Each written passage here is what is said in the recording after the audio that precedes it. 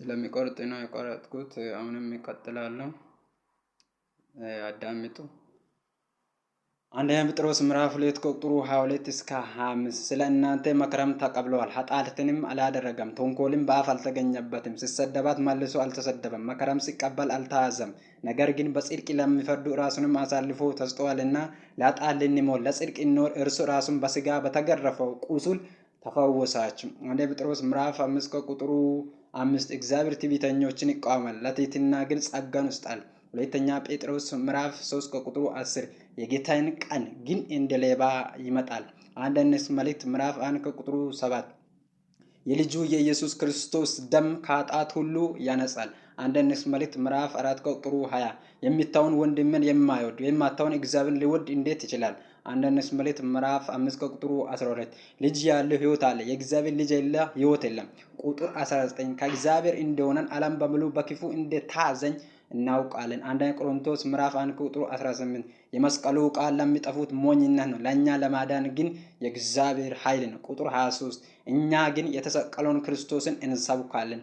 ቁጥር 30 የሚመካ በእግዚአብሔር ይመካ ተብሎ እንደተጻፈ። አንደኛ ቆሮንቶስ ምዕራፍ 3 ቁጥር 17 የእግዚአብሔር ቤተ መቅደስ ነኝ፣ ይህም እናንተ ናችሁ። ቁጥር 23 እናንተ ክርስቶስ ናችሁ፣ ክርስቶስ የእግዚአብሔር ነው። አንደኛ ቆሮንቶስ ምዕራፍ 5 ቁጥር 13 እግዚአብሔር ይፈርድባቸዋል፣ ክፉን ከመካከላችሁ አውጡ። አንደኛ ቆሮንቶስ ምዕራፍ 6 ከቁጥር 20 በዋጋ ተገዝታችኋልና ለራሳችሁ አይደላችሁም፣ ስለዚህ በሥጋችሁ እግዚአብሔርን አክብሩ። አንደኛ ቆሮንቶስ ምዕራፍ 7 ከቁጥር 23 በዋጋ ተገዝታችኋልና የሰው ባሪያዎች አትሆኑ። ማርቆስ ወንጌል ምዕራፍ 2 ከቁጥር 27 ሰንበት ለሰው ተፈጥሯል እንጂ ሰው ስለ ሰንበት አልተፈጠረም። ማርቆስ ወንጌል ምዕራፍ 8 ከቁጥር 34 ሕዝብንም ከደቀ መዛሙርቱ ጋር ጠርቶ እንዲህም አላቸው፣ በኃይል ሊመጣ የሚወድ ቢኖር ራሱን የሚክድ መስቀልም ተሸክሞ ይከተል። ማርቆስ ወንጌል ምዕራፍ 9 ከቁጥር 31 የሰው ልጅ በሰው እጅ አልፎ ይሰጣል፣ ይገድሉትማል፣ ተገድሎም በሶስተኛ ቀን ይነሳል ያላችሁ ነበር። ማርቆስ ወንጌል ምዕራፍ 10 ከቁጥር 25 ባለጠጋ ወደ እግዚአብሔር መንግሥት ከሚገባ ጋማሌ በመርፌ ቀዳዳ ቢያልፈኝ ይቀላል አላችሁ። ማርቆስ ወንጌል ምዕራፍ 12 ከቁጥር 30 በፍጹም ልብህ፣ በፍጹም ነፍስህ፣ በፍጹም ሐሳቤ፣ በፍጹም ኃይሌ ጌታ አምላክን ውደድ የምትል ናት። ፊተኛውም ትእዛዝ ይህች ናት። ማርቆስ ወንጌል ምዕራፍ 6 ቁጥር 16 ወደ ዓለም ሁሉ ሂዱ፣ ወንጌልን ለፍጥረት ሁሉ ስበኩ። ያመነ የተጠመቀው ይድናል፣ ያላመነ ግን ይፈረድበታል። ፊልጵስዩስ ምዕራፍ 4 ቁጥር 4 ሁል ጊዜ በጌታ ደስ ይበላችሁ፣ ዳግምም እላለሁ ደስ ይበላችሁ። ቁጥር 6 በነገር ሁሉ በጸሎትና በምልጃ ከምስጋናም ጋር በእግዚአብሔር ዘንድ ልመናችሁን አስታውቁ እንጂ በአንዳች አትጨነቁ።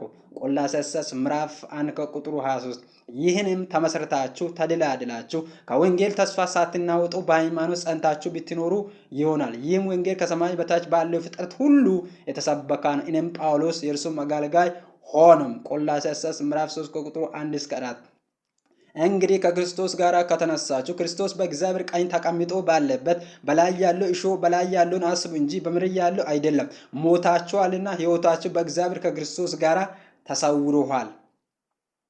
ኢዮብ 33 ከቁጥር 31 ኢዮብ ሆይ አዳምጥ፣ እኔም ስማ፣ ዝም በል እኔም እነግርሃለሁ። ዘፍጥረት ምዕራፍ 6 ከቁጥር 5 እስከ 8 እግዚአብሔር የሰው ክፋት በምድር ላይ እንደበዛ የልብን ሐሳብ ምኞት ሁል ጊዜ ፍጹም ክፉ እንደሆነ አየው። እግዚአብሔር ሰውን በምድር ላይ በመፍጠር ተጸጸተ፣ በልብም አዘነ። እግዚአብሔር የፈጠረውን ሰው ከምድር ላይ አጠፋዋለሁ፣ ከሰው እስከ እንስሳ እስከ ተንቀሳቃሽ እስከ ሰማይ ወፎች ስለፈጠረላቸው ተጸጽቼአለሁና አለ። ኖኅም በእግዚአብሔር ፊት ሞገስን አገኘው። ዘፍጥረት ምዕራፍ 20 ቁጥር 7 አንተ እንዳትሞት ለአንተ የሆነ ሁሉ በእርግጥ እንዲሞት ይወቅ። ዘፍጥረት ምዕራፍ 15 ቁጥር 6 አብርሃም በእግዚአብሔር አመነ፣ ጽድቅ ሆኖም ተቆጠረለት። ዘፍጥረት ምዕራፍ 27 ቁጥር 27 እስከ 29 አባቱም ይስሐቅ ልጅ ሆይ ወደ እኔ ቅረብ ስመኝ አለው። ወደ እርሱም ቀረበ፣ ሰማም፣ ያላሰበውን ሽታ አሸተተ። እንዲህ ብሎም ባረከ። የልጄ ሽታ እግዚአብሔር የባረከው እርሻ ሽታ ነው። እግዚአብሔርም ከሰማይ ጥል ከምድር ስብ የኤልንም ወይን ብዛት ይሰጣ፣ አሕዛብንም ይገዛ፣ ሕዝብንም ይሰግድልህ፣ ለወንድሞችም ጌታውን የእናትም ልጅ ይሰግድልህ። የሚረግሙ እርሱ እርጉም ይሁን፣ የሚባረኩንም ብሩክ ይሁን። ዘፍጥረት ምዕራፍ 29 ከቁጥሩ 31 እስከ 35 እግዚአብሔር ሊዮንም እንደተጠላች መሆኑን ባየውም ጊዜ ማፀንን ተከፈተለት። ርኤልን መካን ነበረች፣ ሊንም ጸነሰች፣ ወንድ ልጅንም ወለደች፣ ስምንም ሮቤል ብላ ጠረች። እግዚአብሔር መከራን አይቷልና እንግዲህ ወዲህ ባሌ ይወደደኛል ብላለች። ደሞም ጸነሰች፣ ወንድ ልጅንም ወለደች። እኔም እንደተጣለው እግዚአብሔር ስለተሰማ ይህንም ዳግመኛ አለች፣ ስምንም ስምዖን ብላ ጠረች። ደሞም ጸነሰች፣ ወንድ ልጅንም ወለደች። አሁንም በአሁኑ ባሌ ወደ እኔ ጠገኛል፣ 3 ወንድ ልጆችን ወልጄአለሁ አለች። ስለዚህ ስምንም ሌዊ ብላ ጠረች። ደሞም ጸነሰች፣ ወንድ ልጅንም ወለደች። በአሁኑ እግዚአብሔርንም አመሰግነዋለሁ አለች። ስለዚህ ስምንም ይሁዳ ብላ ጠረች። መውለድንም አቆመች። ዘፍጥረት ምዕራፍ 35 ከቁጥሩ 9 እስከ 11። እግዚአብሔርን ለያዕቆብ ከሁለቱ ወንዞች መካከል ከሶርያም ከተመለሰ በኋላ እንደገናም ተገለጠ፣ ባረከም። እግዚአብሔርን ስምንም ያዕቆብ ነው፣ ከእንግዲህ ወዲህ ስም ያዕቆብ ተብሎ አይጠራ፣ ስምንም እስራኤል ነው እንጂ አለው።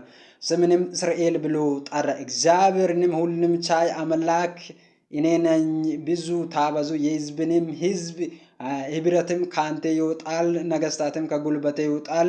ለአብርሃምና ለይስሐቅም የሰጠሁት ምድር ለአንተንም እሰጠዋለሁ፣ ከአንተም በኋላ ለዘርንም ምድሪቱንም እሰጠዋለሁ። አንደኛ ተሰሎንቄ ምዕራፍ 5 ከቁጥሩ 2። የጌታን ቀን ሌባ በሌሊት ይመጣ ዘንድ ራሳችን አጥብቃችሁ አውቃችኋልና። ቁጥር 4 ቀን እንደ ሌባ ይደርስባቸው ዘንድ በጨለማ አይደላችሁም። ያዕቆብ መልእክት ምዕራፍ 1 ከቁጥሩ 2።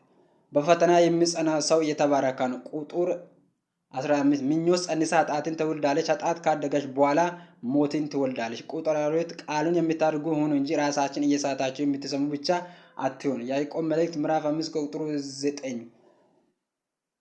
ወንድሞቼ ሆይ እንዳይፈረድባችሁ እርስ በራሳችሁ አትጎራረሙ፣ እነሆ ፈራጅ በደጁ ፊት ቆሟል። ዮሐንስ ራዕይ ምዕራፍ 1 ከቁጥሩ 9። ያለና የነበረው የሚመጣው ሁሉንም የገዛ ጌታ አምላክ አልፋና ኦሜጋ እኔ ነኝ ይላል። ቁጥር 17 ቀኝ እጅንም ጭኖ እንደማለ አትፍራ፣ ፊተኛውንም መጨረሻውንም ሕያውም እኔ ነኝ። ዮሐንስ ራዕይ ምዕራፍ 3 ከቁጥሩ 3። እንግዲያስ ባትነቃ እንደ ሌባ እመጣለሁ፣ በማናቸውም ሰዓት እንደመጣ ከቶ አታውቅም። ቁጥር 8 ስራንም አውቄአለሁና እነሆ በአንተ ፊት የተከፈተው በር ሰጥቼአለሁ፣ ማንም ሊዘጋ አልችልም። ኃይሌ ምንም ትንሽ ቢሆንም ቃሌን ጠብቀሃልና ስምንም አልክድክምና። ቁጥር 20 በደጁ ቆሜ አንኳኳለሁ፣ ማንም ድምፄን ቢሰማ ቢከፈት ወደ እርሱ እገባለሁ፣ ከእርሱም ጋር እራት እበላለሁ፣ እርሱም ከኔ ጋር ይበላል። ዮሐንስ ራዕይ ምዕራፍ 5 ከቁጥር 8 እስከ 10። መጽሐፍን ተወስቶ ዘንድ ማዕተቦችን ትፈታ ዘንድ ይገባል፣ ተረድቶማል። በደምም ለእግዚአብሔር ከነገድ ሁሉ ከቋንቋ ሁሉ ከወገን ሁሉ ከሕዝብ ሁሉ ሰዎችን ዋጅቶ ለአምላካችን መንግስት ካህናት እንዲሆኑ ዘንድ አደረገው፣ በምድርም ላይ ይነግሳል እያሉ አዲስ ቅኔ ይዘምራል። ዮሐንስ ራዕይ ምዕራፍ 6 ከቁጥር 14 በዙፋን ታላቅ የቁጣ ቀን መጥቷልና ማንስ ሊያመጥ ይችላል አላቸው። ዮሐንስ ራዕይ ምዕራፍ 7 ከቁጥር 17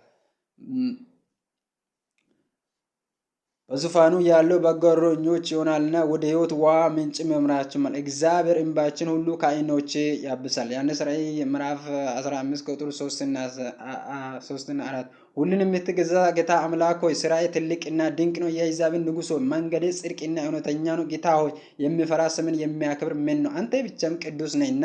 የጽድቅም ሥራ ስለተገለጠ አሕዛብ ሁሉ ይመጣል፣ በፊትም ይሰግዳሉ።